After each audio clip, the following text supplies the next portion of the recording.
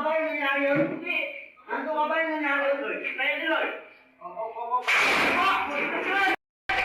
Nakatakbo pa ang biktima pero na-corner siya ng dalawa at pinagsasaksak.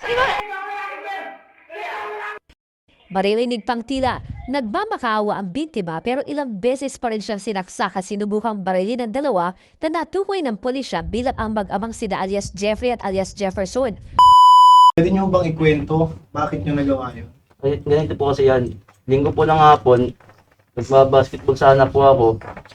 Tapos biglang may tumakbo sa likod ko. Ito nga po si Kuya Bunso, may hawak na patalim. Tapos napatingin po sa akin, tumakbo po ako sa court. Buti nga po, nakatalon nga po ako eh. Kung hindi, nabutan po, ang dami ko pong gasgas dito. Tsaka po sa tuhod. Tsaka Lunes po, tapos nagka-blatter po kami nun.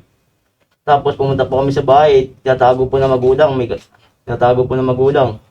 Tapos Lunes po ng umaga, nakita ko po siya kay Nakagawad Bal, nagko-computer. Pinumpronta ko siya, bakit niya ako ginanon, wala naman po akong kasalanan sa kanya. Ang sabi niya po sa akin, putang ina mo, huwag mga pinagkakos, babarilin ko dalawang mamaya. Sabi niya po sa akin ganun. Tapos paglabas ko po ng GK, nakita ko naman po si Airpot, sabi ko pa, punso pa, galit pa sa akin, tapos nagbabantaan pa ako. Ayun, nakita po namin siya dun sa kapitulan po ni kay Jojo. Pinausap po namin siya. Tapos malayo po siya, nakaupo siya, nagko-computer eh. Doon po kami sa may pinto. Ayun, habang nag-uusap kami, imbis magpakumbaba siya kasi wala naman po akong kasalanan sa kanya, pinagpipilitan niya po na may kasalanan ako sa kanya. Kahit wala naman. Tapos tumayo po siya, taas na bubunot sa akin. Ibubunot po, lalapit po sa amin eh. Siyempre ako naman po, pinaputukan ko na po bigla. Ayun po yung pangyayari, kaya ba't ko po nagawa yun? Eh wala naman po talaga akong ginawang masama sa kanya eh. Po yun. Ang intention po, siyempre ako po magulang. Pinong magulang po, ayaw ko po kasi mawalan pa ako ulit ng anak. Sino po ayaw na rin. May mensahe ba kayo, sir, sa pamilya? Nga po, ito na, nandiyan na po yan eh. Nangingi po sa kanila ng tawad. Hindi ko po talaga intention na patayin yung anak niya. Siya po talaga Ang intention ko po motibo talaga eh. na malaman ko lang kung anong punot dulo, anong kasalanan ng anak ko. Nung namatay kasi anak ko, lalo nang nagawa eh. Sir, kung hindi nyo ho intention, Namatayan ka rin ng anak dati. Ano naman ang Yan pangyari? po, meron pong nakaway po yung anak ko. Ito, Ay, paano dahil ba yun? sa away? Hindi natanggap ng kapilang panig na talaga biyado yung anak nila ngayon. Yung pauwi ng anak ko galing trabaho, ito pa nga. Ano po mangyari ko sa anak ko eh. Wala nung kasalanan ng anak ko. Hirap talaga maging ama. Siyempre, pinumpronta ko siya. Hindi ko naman hangad talagang patayin siya. Kasi Ang hangad ko lang talaga na maliwanagan ko lang na kung anong kasalanan ng anak ko. Pero parang Kung pwede mareglo, kumbaga. Kung ako po magulang, baka mamaya sa kanya humingi ng pasensya. Hmm. Wala naman, mabait naman po tayong tao. Pero, pinang po tayo sa gulero eh. Hmm. Kaya yun. Yung maximum po sa amin ng bunot eh. Yung pamimigay lang din po namin buhay namin. Lalo po talaga, pamapatay po talaga yun. may dala ho ba siya? May dala Kung may siya? dalawa, hindi ko po bunot ng walang dala yun. Ano po yung dala niya? Maring ba ako chilyo, gano'n. Pero sir, kung hindi nyo intention nakita dun sa CCTV na talagang Sa galit na lang ilang po beses talaga. nyo nang Ang gigil eh. Kahit alam po talaga ng anak ko yun, sir. Dahil sa ano po eh. wala naman po Tinabog po siya ng kutsilyo nun. Yung anak ko naman pang napiraman niya ng buhay ng araw na yun. Ano naman po ng anak ko. Wala naman po kasalanan yung anak ko. Saka marami pong testigo doon. Saka ayaw ko na rin ano. Marami po magalaw. Tinawag po ako kasi may dayo nga po. Magalaw po. Hindi naman to droga-droga. Ay, wala po. Hindi po, Nakukulit na nga lang po kami. Ang mukha namang hindi gumagamit ka ba? Hindi po. Mukha namang hindi. Ba't nagulat nga po, ba't sa balita, droga po yung ano eh. Ini-involve. Hindi naman. Wala naman sa itsura mo eh. Nagulat na nga lang po ako, ba't niya ako ginanon. Maglalaro na po Hindi talaga naman kayo nagkabukulan o something. Hindi naman po. Wala po. Siguro nasobra na po talaga yun, tas lasing pa po yun eh. parang natripan ka nung araw na yun. Opo. Yes, Apo. please. Sir, sorry po sabi niyo po hindi niyo po hangad or hindi po sinasadya na umantong po sa patayin po yung victim natin. Pero bakit po may dala po kayong baril noon tsaka kutsilyo? Kung wala po talagang plano, manakit man lang o ano. Eh, ma'am, ako po, parang sa sarili ko lang po, ma'am, depensa ko na lang po yun, ma'am. Kaya lang ko po, ma'am, yung tao na yun, ma'am, talagang pumapatay po yun, ma'am. Kasi siya na naman Siyempre po po. nagbigay ng motibo. Lalaman Ang araw po po sa na amin. yun, siyempre, alam ko po, ng pumapatay bulat po yun eh. Siyempre, pagharap po sa kanya, parang self-defense lang po talaga sa sarili namin yun.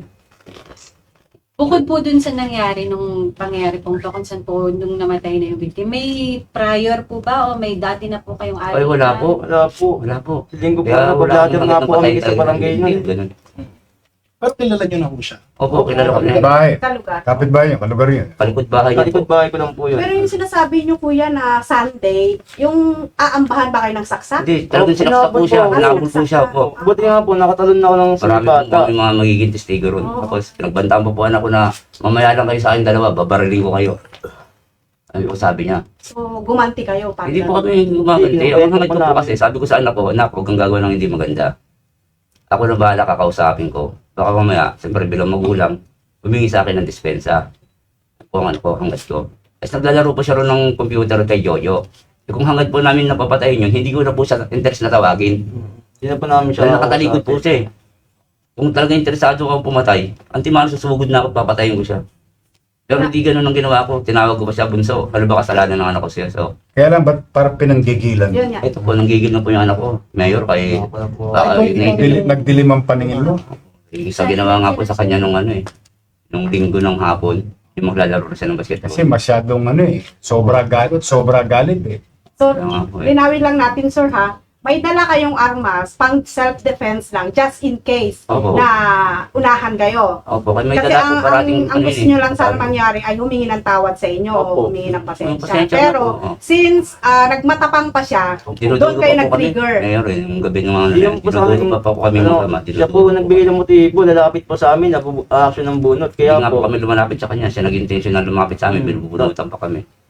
kaya po nangyari. Nakikita naman po sa CCTV mga pangyayari. Tsaka marami Anyway. po mga pagpatuloy. Anyway, dahil sa kasalanan po namin, pumatay po kami. Parang pinagbigay, alam nyo rin nung sa barangay, parang supposed to be that day, may patawag sa barangay daw. Opo, opo. Eh, tinatanggi pa po ng magulang na wala.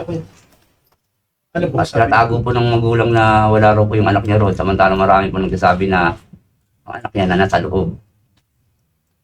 Tinatago po ng magulang. Report niyo po sa barangay. Opo, pinablatter po namin. Eh, ang intention ng barangay, ipapatawag. Kasi hindi naman mapatawag ay yung magulang nga, sinasabi wala raw doon. Kayo na lang nag-confront. Kaya kayo po, opo. Ganun po. So may mga record na pala ito si Opo. victim. Oh, anyway, hayaan ko kayo mamaya, i-interview nila kayo. It is important, kailangan yung karapin yung ginawa niyo. Siyempre po, kasalanan din po yung ginawa namin. Tanggap naman po namin. Yun ang importante. Kasi kailangan makamit ng hustisya yung biktima. Mm. Maaring mali siya, maaring tama kayo, maaring mali kayo, maaring tama siya. Mali po talaga ginawa namin. Pero hindi natin pwede i-justify yung Mga katwiran na Yun. eh, Oh, mali hindi po na. yung ginawa namin eh. yun. Yan ang importante. Naintindihan kita, pare-pareho tayong ama eh. Malagay mo sa talagang pisan, makakapag-isip ka. Kaya lamang hindi natin pwede ilagay sa batas. Kaya nga po. Ganun po ang kamalian. Sa kamay natin ng batas. Kaya maging takdang aral sa mga manonood. Kasi ito, ang duda ko, away kapitbahay ito. Typical na ano ito. Pag ano lang yung anak ko talaga. Kaya lang, pagpapalaga sa buhay, kailangan laging mangingibabaw. Kaya, lalo ngayon, mainit. Init ang ulong, hirap ng buhay, patong-patong. Kaya mag-iingat kayo kasi sayang naman. May anak ka pa bang iba? Pero pa po. O, may asawa ka. Tulad yan, pag nahuyo kayo, ikaw, may anak ka na ba? Opo. May pamilya ka rin. Papatong-patong lang ang problema. Ano ba yung sa English? The end. The end does not justify the means. The end does not Yun na yun, bago na pala. The end does not justify the means. Sana po ito, no? Sana po talaga na yung mga ganitong istorya, lalo't ibinabalita ng media, makapulutan natin ng aral at leksyon. Sa buhay, hindi talaga tayo pwedeng magpabigla-bigla. Hayaan natin na umiral yung proseso. Huwag natin ilalagay sa kamay natin ang batas. Napakahirap. Lalo sa Maynila mo gagawin. Kasi matter of time lang. Mabuti, sumuko nga kayo. Kung hindi rin kayo pakakaw, lalo na to. Ay, mga yan, ako, Diyos ko. Kahit saan sulok kayo ng Pilipinas, yung grupo nila, hahanapin at hahanapin.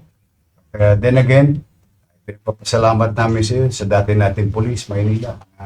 Ipinagmalasakit yung kanyang mga kapitbahay.